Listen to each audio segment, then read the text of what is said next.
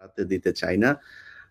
আমাদের এই জাতির সূর্য সন্তান, যিনি আপনারা ২০২৪ সালের স্বাধীনতা দেখেছেন, ১৯৭৫ সালের যে স্বাধীনতা, সেই স্বাধীনতা এনে দিয়েছিলেন আপনারা যে মানুষটিকে দেখছেন, সেই মানুষটি জনাব মেজর ডালিম। আমি আপনাকে মেজর ডালিম বলেই চিনি, কারণ আপনার জীবনের সবচেয়ে যে পুণ্যের কাজটি করেছিলেন সেটা মেজর ডালিম হিসেবেই করেছিলেন। যে কারণে আপনাকে আমরা মেজর ডালিম হিসেবেই ডাকতে স্বাচ্ছন্দ্য বোধ করি। অনেক বছর পর